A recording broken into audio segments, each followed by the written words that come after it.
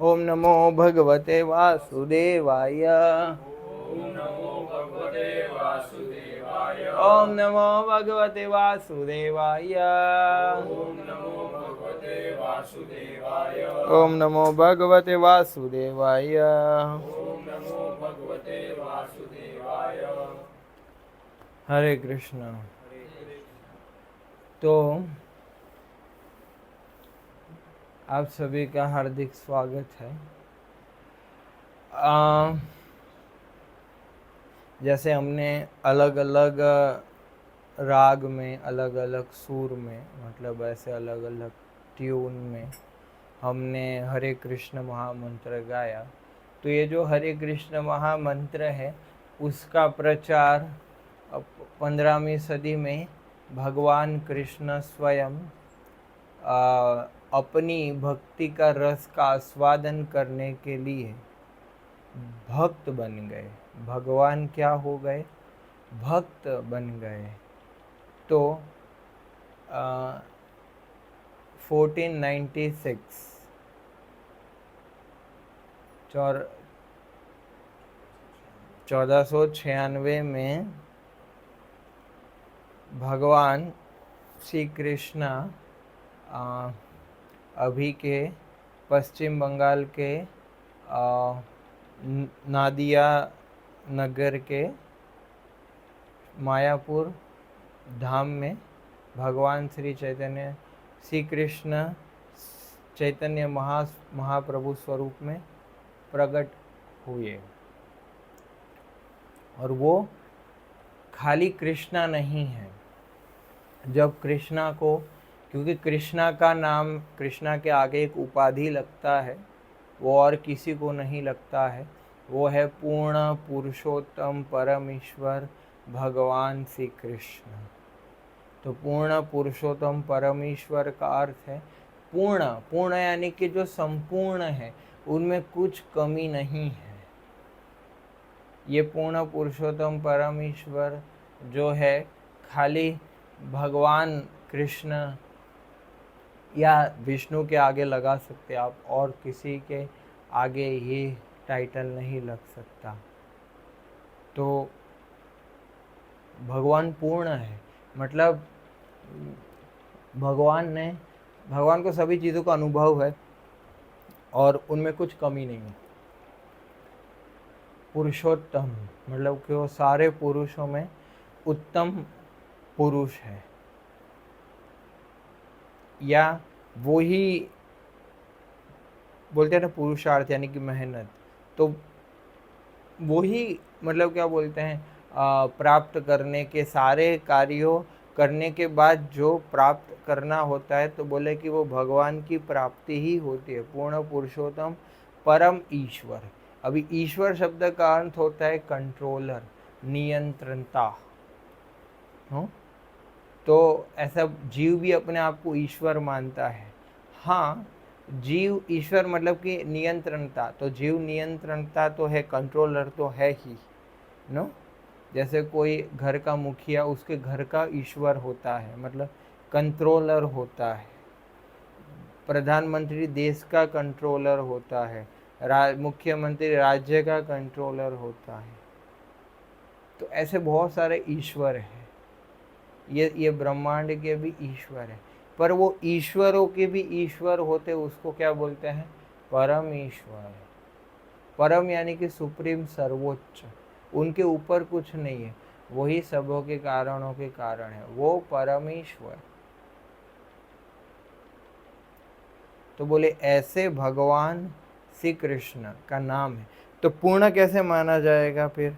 तो भगवान को एक बार क्या हुआ कि उनकी लीला चल रही थी और श्रीमती राधा रानी और सखिया जो है कृष्णा की सेवा में लगी हुई थी। कोई ऐसे फैनिंग चामर ढुला रही थी, कोई गा रही थी, कोई पान खिला रही थी, और ऐसे जैसे हम भगवान के नाम का कीर्तन करते, तो ऐसे ही उधर भगवान के नाम का कीर्तन, मतलब कि भगवान का गुणगान के कुछ सुर बज रहे थे।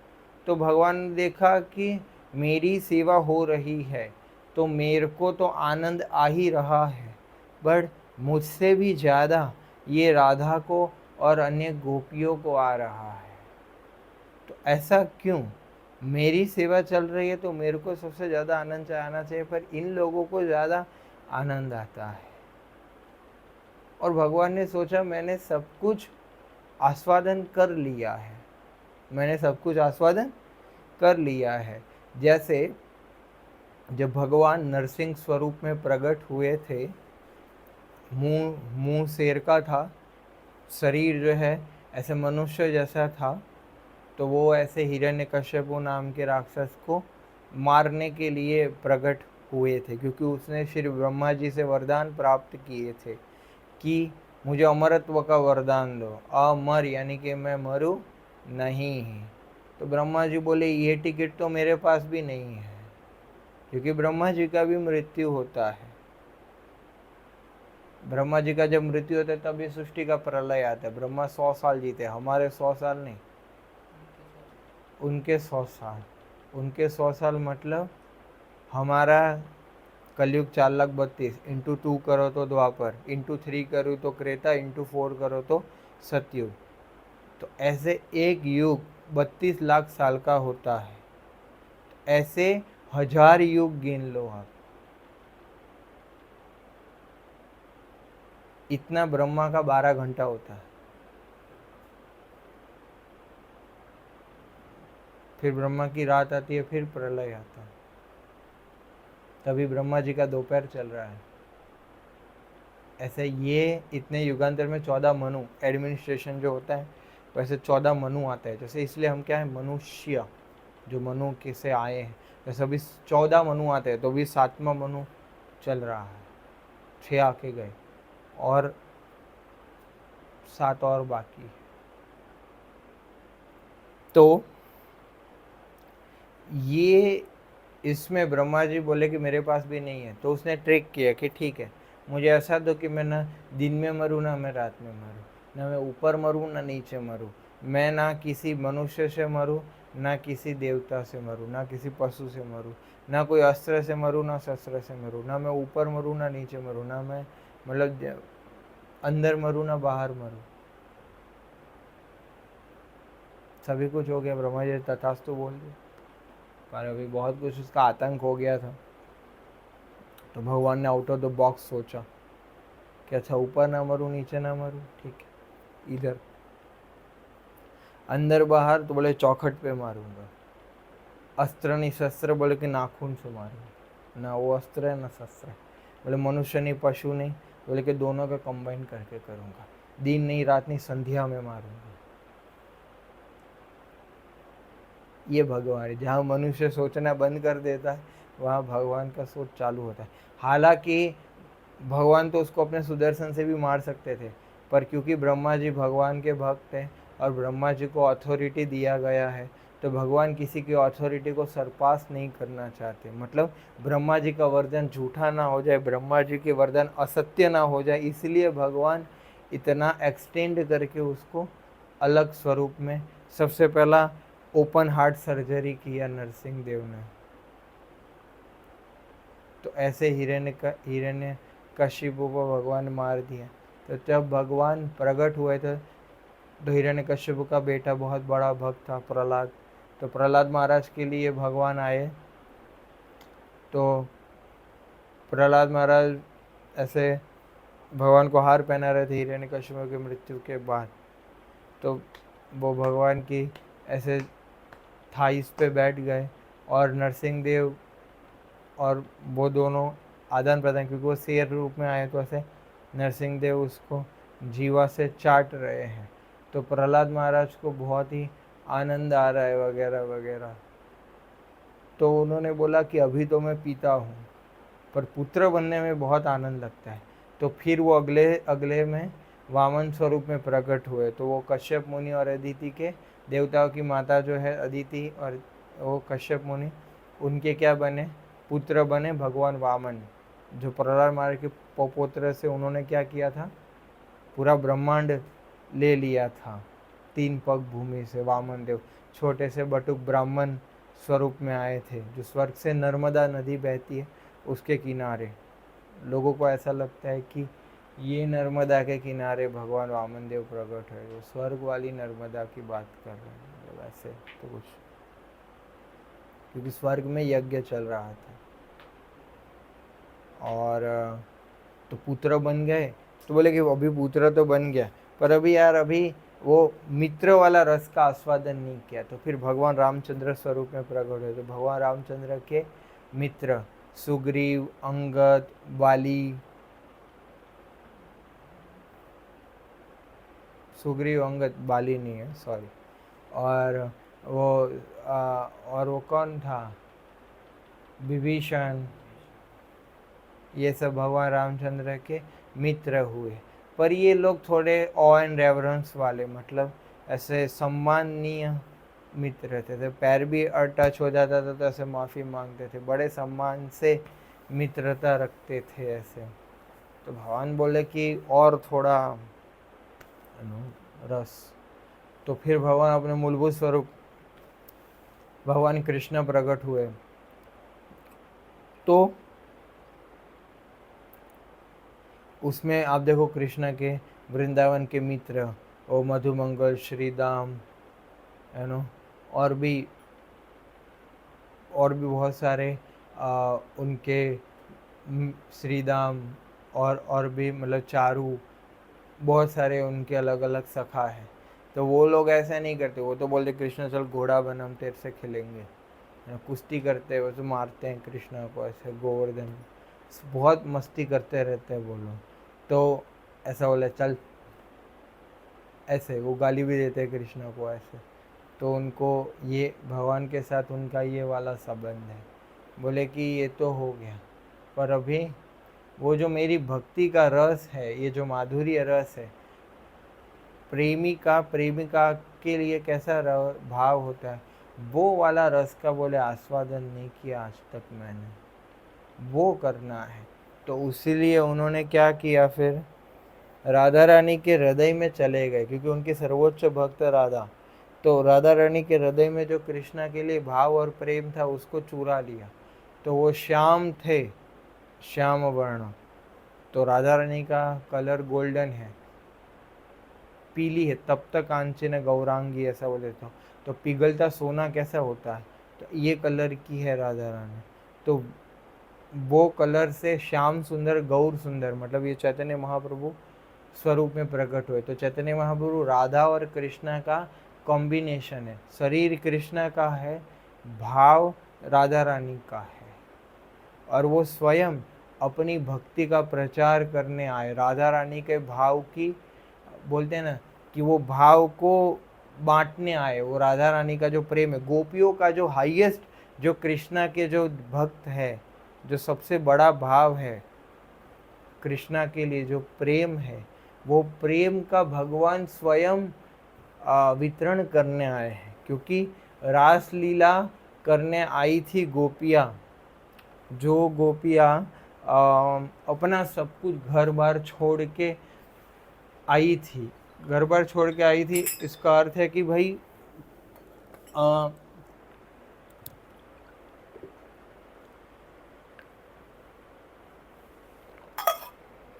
क्या हुआ था कि भगवान जब बांसुरी बजाते थे तब कोई गोपियाँ अपने बच्चों को दूध पिला रही होती है, कोई अपने पति को खाना खिला रही होती है, कोई घर का काम कर रहे हैं। तो जैसे ही कृष्ण का बांसुरी सुनती है, ऐसे ही वो छोड़ के सब कुछ चली आती है। और फिर एक बार कृष्णा ने उनका परीक्षा लिया, बोले कि आप सब घर चली जाओ। बोले कि अभी आप तो आधे से बुलाते हो फिर जाते हो, तो बोले कि हमें कौन स्वीकार करेगा, अभी हम नहीं जाएंगे, जो भी हम आपके साथ ही रहेंगे, तो आप नहीं स्वीकार करेंगे तो हम प्राण त्याग देंगे। तब कृष्ण हाथ जोड़ के बोलते हैं कि मैं ना पा रही है, हम भागवत में श्लोक आते हैं कि ये मैं आपका ऋण कैसे चुका सकूंगा, मैं ब्रह्मा के, बोलते हैं ना, 100 सालों में भी आपका ऋण नहीं चुका पाऊंगा। आपका जो प्रेम है मैं आपको क्या दूँ, क्योंकि भगवान प्रसन्न हो जाते हैं, एकदम ऋणी हो जाते हैं तो कुछ देना चाहते हैं। पर भगवान बोले कि आपका मेरे लिए इतना निस्वार्थ प्रेम है कि मैं आपका ये प्रेम चुका नहीं सकता। मैं आपको पूरा ब्रह्मांड नायक बता रहे, जो ब्रह्मांड जिन्होंने बनाया है, बोले मैं आपको क्या दूं, मैं बहुत कुछ दिन में असमर्थ हो। आप देखो भगवान क्या देते हैं। सुदामा ने एक बार भूखा रह के कृष्णा के हिस्से का उनको भाग दिया, तो सुदामा के लिए कृष्णा के लिए सुदामा 3 मुट्ठी चावल लेके गए थे, तो भगवान ने एक मुट्ठी खाया तो पूरा ये भौतिक संसार सुदामा के नाम कर दिया। दूसरा मुट्ठी खाया, भगवान ने मतलब क्या बोलते, भगवान एक मुट्ठी में ऊपर के लोग दे दिए, दूसरी मुट्ठी में नीचे के लोग दे दिए। अभी तीसरा खाने ही वाले थे तो वैकुंठ भी दे देते वो। और रुक्मणी ने सोचा कि अगर ये चला गया तो भगवान और मैं दोनों सुदामा की दासी बन के रह जाएंगे। तो रुक्मणी महारानी ने रोका कि ये क्या कर रहे हो, हमें भी दो, अकेले अकेले खाओगे। तो ऐसा करके खा लिया। तो भगवान देते हैं तो क्या देते मेरे लिए। तो भगवान बोले कोई बात नहीं, मैं कलयुग में प्रकट होऊंगा और आपका जो प्रेम है उसका वितरण करूंगा सारे जीवों में, और आपकी महिमा का मंडन होगा। और वो प्रेम भाव कलयुग में भगवान स्वयं, कृष्णा स्वयं आज से 550 साल पहले प्रकट होके देने आए।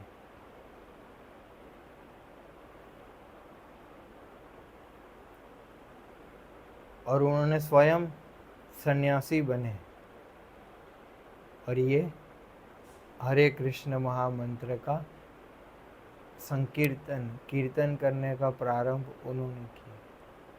यस, क्योंकि भगवान ने क्या बताया, यदा यदा ही धर्मस्य ग्लानिर् भवति भारत अभ्युत्थानम् अधर्मस्य तदात्मानं सृजाम्यहम्। जब जब धर्म की ग्लानि होती है तब तक मैं प्रकट होता हूँ।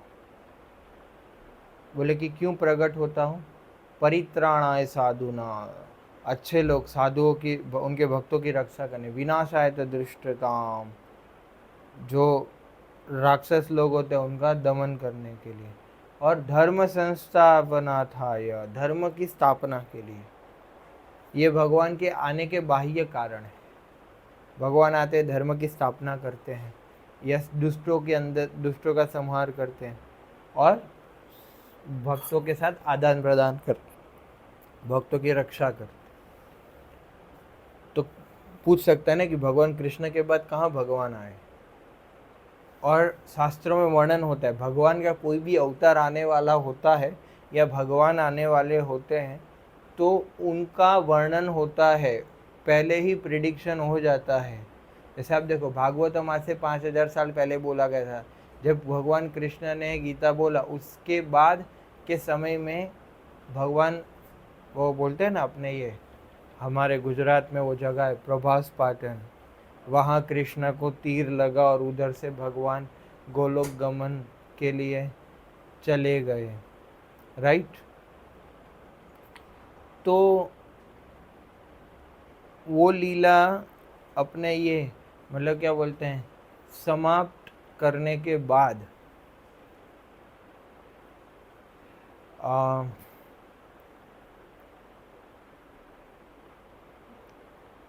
उनके अर्जुन के पुत्र और उसके बाद ये अपने मतलब अभिमन्यु और अभिमन्यु का पुत्र परीक्षित का जन्म हुआ। वो जब भगवान थे तभी परीक्षित का जन्म हुआ। और फिर वो पांडव वंश के, वो ऐसे बोलते हैं कि भाई ऐसे जन्मेंजय आए फिर ऐसे राजा बने, पर परीक्षित महाराज बोले कि पांडवों के अंतिम वंशज मतलब थे ऐसे। तो परीक्षित महाराज को जब श्राप मिला श्रृंगी ऋषि से कि तुम्हारी तक्षक जो नाग है वो 7 दिनों में तुम्हें काट लेगा और तुम्हारी मृत्यु हो जाएगी, तो तब वो महान ऋषियों की शरण में जाते हैं और फिर श्रील सुखदेव गोस्वामी से फिर वो भागवत सुनते हैं। और वो भागवत में बुद्ध का वर्णन हुआ था कि आज से बुद्ध आएंगे। तो अभी बुद्ध आए 1300 साल पहले। चाणक्य का भी वर्णन हुआ था भागवत में। तो ऐसे ही भागवतम में चैतन्य महाप्रभु का भी वर्णन है। ऐसे वो सम्राट अशोक का भी 12वें स्कंद में वर्णन है, और कल्कि अवतार का भी वर्णन है। समझ रहे हो आप? तो ऐसे चैतन्य महाप्रभु का खाली भागवतम में नहीं, महाभारत और भी अलग अलग 2-3 पुराण है जहाँ पे भगवान आएंगे। ऑलरेडी आचार्य द्वारा प्रिडिक्शन होता है, वाणी होती है। ऐसा नहीं कि कोई भी अपने आप को भगवान का अवतार बता ले या मैं भगवान हूँ ऐसा बोल ले, है ना। ऐसा नाम नहीं लेना चाहिए। पर गुजरात में भी कुछ लोग ऐसे सांप्रदायिक चलते हैं जो गुरुओं को भी भगवान का अवतार बताते हैं और बड़े बड़े मंदिर बना देते हैं, और फिर बोलते हैं कि हमारे जो है वो भगवान के अवतार है। हालांकि कोई पुराण में कोई वर्णन नहीं है इसका, बट बोल देते हैं कि ये भगवान कृष्ण के अवतार है। या फिर ये तो ऐसे बोलते हैं कि हमारे भगवान में से कृष्ण और राम का विस्तार हुआ है। हालांकि ऐसा कोई शास्त्रीय के प्रमाण नहीं होता है। तो जब भी हमें कंफर्म करना होता है कि भगवान ये भगवान का अवतार है क्या, तो ऐसे भागवत पुराण में वर्णन होना चाहिए वो अवतार का कि हाँ ऐसा कोई आएगा। ऐसे चैतन्य महाप्रभु का वर्णन है, क्योंकि कोई अपने आप को भगवान नहीं बोल सकता ना। भगवान जब कुरमर का कछुए के रूप में आए थे समुद्र मंथन में, तो उनकी पीठ पे पत्थर घिस रहा था, तो उनको तो आनंद आ रहा था। तो कोई अपने आप को भगवान बोले तो बोले किधर आओ, उसकी पीठ पे पत्थर रगड़ो, आनंद आ रहा है तेरे को, तो तू भगवान नरना नहीं नो। भारत में भगवान को इतना चीप बना दिया है। कोई ऐसे भभूति राख उत्पन्न करता है उसको भगवान बोलते हैं, गोल्ड उत्पन्न करता है उसको भगवान बोलते हैं, चमत्कार दिखाते हैं तो भगवान। अरे चमत्कार देखना है तो जादूगर के पास जाओ, है ना। गोल्ड उत्पन्न करता है तो कोई सोने की कंपनी में जाओ। भगवान का यही काम रह गया है, गोल्ड उत्पन्न करने के लिए भगवान है। बहुत सारे भारत में अलग अलग, राजस्थान में और अलग अलग गुजरात में, महाराष्ट्र, ऐसा बहुत सारे राज्यों में कुछ न कुछ छोटे मोटे लोग अपने आप को भगवान ब्रह्म स्वरूप का टाइटल देते हैं, हम भगवान हैं। तो बात यही है कि हम भगवान नहीं, हम भगवान के दास। तो चैतन्य महाप्रभु का वर्णन हुआ था। चैतन्य महाप्रभु स्वयं भगवान है, जो अपने नाम का, अपनी भक्ति का प्रचार करने आए। और उनकी बहुत सारी लीलाओं से हम समझ सकते हैं कि चैतन्य महाप्रभु स्वयं भगवान। चैतन्य महाप्रभु 48 साल ये धरातल पर रहे। उनके ब्राह्मण परिवार में जन्म हुआ था। उनके पिता का नाम जगन्नाथ मिश्रा था।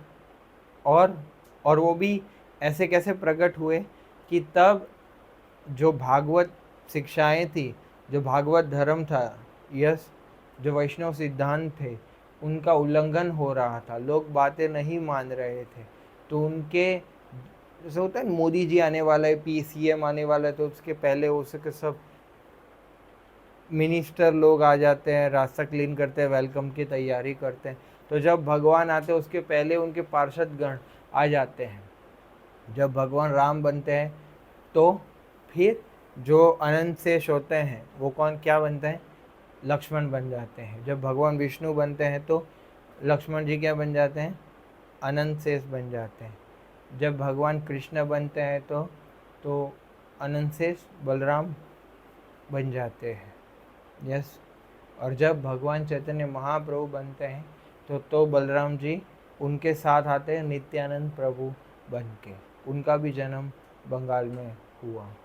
तो ये दोनों, ये सब उनके ऐसे अलग अलग पार्षद आए, और उनमें से बड़े महान भक्तों ने भगवान का शालिग्राम शिला, शालिग्राम, है ना, जो भगवान विष्णु को वो तुलसी ने श्राप दिया था तो भगवान पत्थर बन गए थे। गंडकी नदी जो नेपाल में स्थित है, तो वो गंडकी नदी में जो पत्थर बनते हैं वो ऐसे लिविंग स्टोन होता है, शालिग्राम, उसकी पूजा होती है।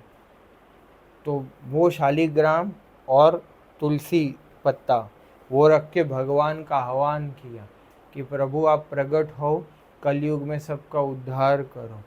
तो भगवान चैतन्य महाप्रभु गौर पूर्णिमा, फाल्गुन पूर्णिमा बोलते हैं, फाल्गुन पूर्णिमा होली का दिन होता है, फाल्गुन महीना, तो होली के दिन, होली के सायंकाल को वो प्रकट हुए थे।